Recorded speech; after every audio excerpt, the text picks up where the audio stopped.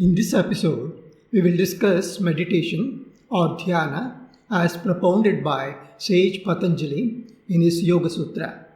We will also briefly outline the process of this dhyana and various stages that one goes through while practicing it. We will conclude this episode by contrasting this meditation with other forms of it.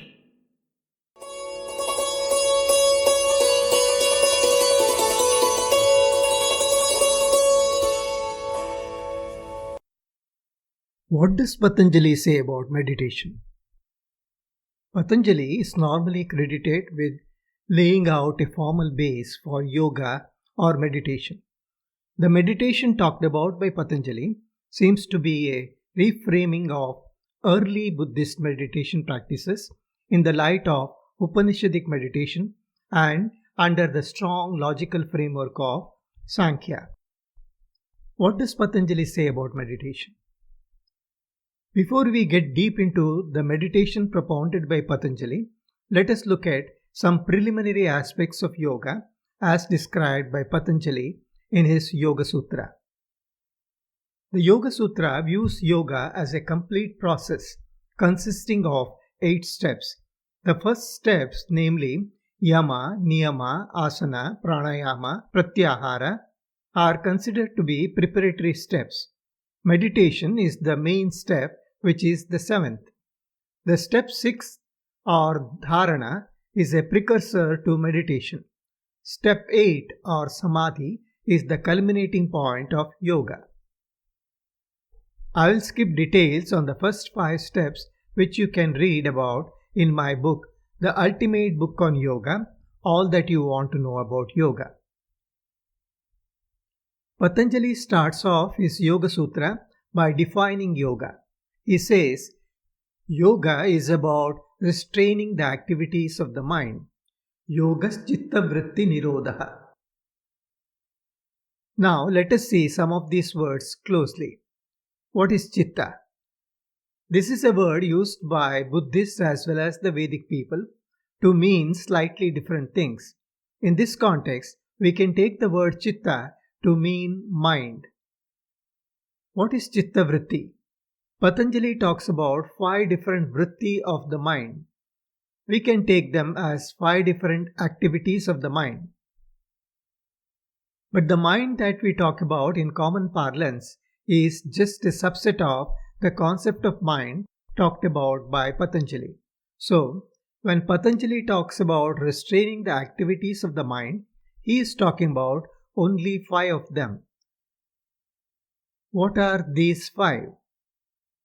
These 5 activities that need to be restrained are sense perception or pramana, wrong knowledge or avidya, information based on descriptions conveyed through words or vikalpa, sleep or nidra, and memory or smriti. Though Patanjali does not say so, I guess sleep is supposed to include dreaming, which is also an activity of the mind. Also, the word memory may imply thoughts, since thoughts arise from memories. How does one restrain these activities of the mind? Patanjali says they can be restrained through concerted effort, that is abhyasa, and detachment, that is vairagya. Abhyasa vairagyabhyam tat nirodha. What does one achieve by restraining the activities of the mind? Or in other words, what is the goal of yoga? For Patanjali, yoga can have multiple goals. But the ultimate goal is kaivalya, a state where the soul is completely free from all entanglements. With this brief background, let us delve more into meditation. Let us start with the 6th step, namely dharana. Dharana is choosing the target for meditation. And what is meditation? Continuously focusing the mind on this chosen target is meditation. And samadhi is the culmination of such a meditation. Patanjali describes meditation under a vast canvas. Neither is it too rigid on the target of meditation, nor the end result of meditation. For example, according to Patanjali, the target could be some god or someone whom you respect, like your guru or some sage, or it could be some symbol or sound, or it could be a concept, or it could be some specific place on your body, such as the meeting point of the eyebrows, and so on. Depending on the target, you may attain different results. Also, the time taken to reach your goal may depend on your target. But if your interest is in attaining Kaivalya or the ultimate goal of yoga, then the target as well as the way you progress in meditation become important. How and why is that? Let me explain this through a simple analogy. Supposing you set out to see Niagara Falls starting from, say, California. Let us say that you start driving all the way. Your vehicle is your support during your journey. It's a long way to go. You need to have lot of determination and you have to put lot of effort. That is the abhyasa or the concerted effort prerequisite talked about by Patanjali. But on the way to Niagara, you may come across many other wonderful places which may also interest you. You can change your plans and spend time in those places. Or if you are determined to reach your final destination in the shortest possible time, you need to ignore all those distractions and move ahead. That is the Vairagya or detachment prerequisite talked about by Patanjali. Both these are needed if you want to reach Niagara without getting lost and in the shortest possible time. There is another important aspect to this journey towards your destination. As you drive, you should be moving closer to the destination and not moving away from it. Instead of driving eastwards, if you drive, say, westwards, probably you will never reach Niagara but get drowned in the sea. How do you know that you are moving closer to the destination? There are milestones all along the way as well as clear signposts. They give you an idea about how close you are to the destination. What is most important is that you need to use a proper vehicle for your journey.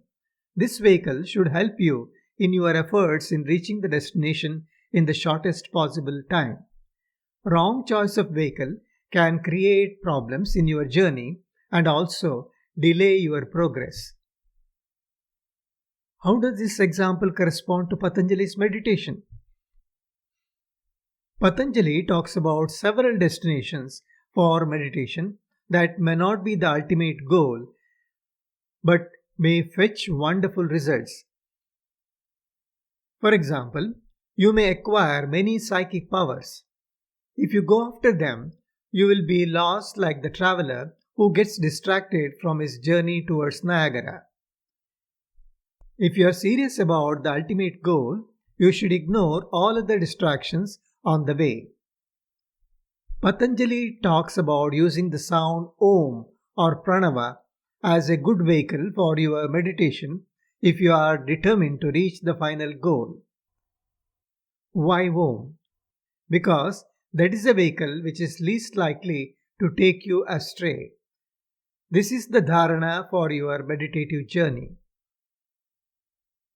How do you drive this Pranava vehicle? Patanjali says that you need to focus your mind on Pranava sound and the abstract ideas associated with it. He says, Tad japa tadartha bhavanam. That is, you need to keep mentally repeating this sound again and again along with associated concepts. This sound Pranava or Om chanted in a specific way has the ability to calm down your mind. That would minimize all distractions. But at least in the beginning, the mind needs something to munch on. If that something is some worldly thought, the chances are that you would once again get distracted. Instead, one can focus the mind on abstract ideas about Om as described in the Upanishads. That is what Patanjali means when he says Tadartha Bhavanam. You are on your meditation journey towards your final destination. You are driving your pranava vehicle. But how do you know that you are moving towards your destination?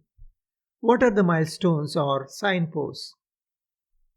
Patanjali talks about two types of milestones or signposts. As the milestones in any road show gradually reducing distance to the destination, these meditative milestones also show a gradual progress. What are these milestones? First set of milestones are something that you can perceive. Patanjali calls them samprajnata, that is, milestones which you will be aware of. To start with, you will be aware of gross attributes of pranava that you are using as your vehicle. What are those gross attributes? It is the way pranava sounds, the component characters or sounds of pranava, and so on. Patanjali calls this milestone as Vitarkanugata. Your mind is calm to some extent. You are also well focused on the pranava sound, but at the same time, you are aware of the variations of the sound patterns and other gross aspects of the pranava sound, etc. The calmness of the mind fills you with bliss. You experience that too. The next milestone is when you start focusing more and more on the meaning rather than the sound patterns of pranava sound. The sound patterns take backseat. That is when you come across Vicharanugata milestone. Even here, for the same reason of calmness of the mind, you experience bliss as before, but your attention on the gross attributes of pranava or vitarka has taken secondary role. As you move on, gradually, even the attention on subtle aspects of pranava or vichara seems to fade out. There would neither be vitarka or vichara, but the bliss you experienced all through in the earlier two stages would still continue. Patanjali calls this milestone or stage of meditation as Anandanugata, one with just Ananda or bliss. You have left behind Vitarka and Vichara. In the next stage or milestone, even this experience of bliss ceases. You neither pay attention to the sound variations, nor on the hidden meanings, not even to the blissful experience. What is left? You are left only with the awareness of your existence. This awareness of existence is called Asmita. So Patanjali terms this milestone as Asmitanugata. The one with awareness of existence alone, neither vitarka nor vichara, not even ananda.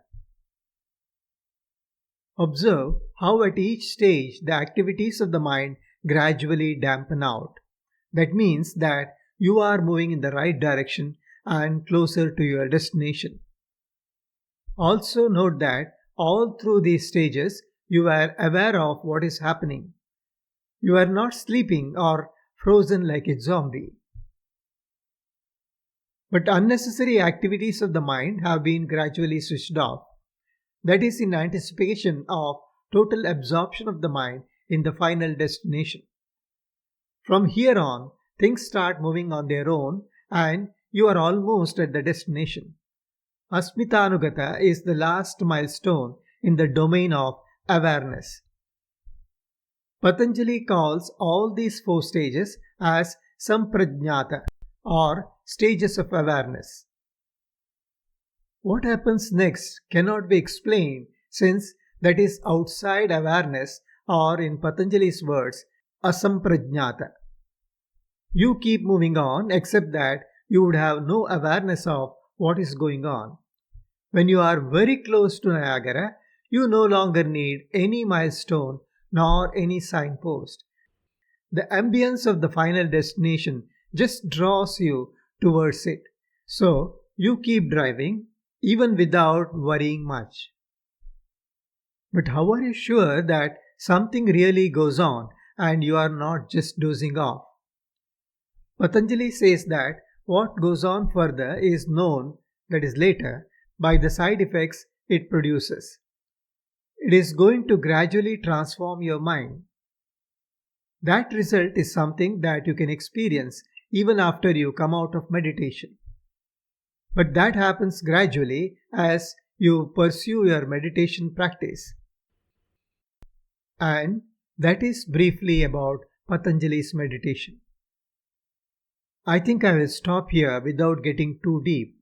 You can find all these details and more in my book, The Ultimate Book on Yoga, All That You Want to Know About Yoga.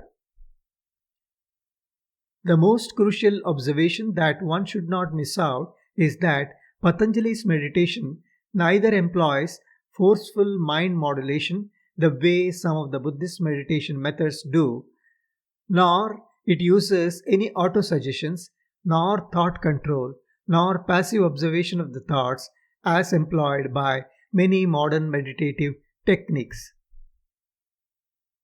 It achieves its goal by restraining the mental activity or chitta vritti nirodha indirectly by directing mental focus on some chosen target or dharana.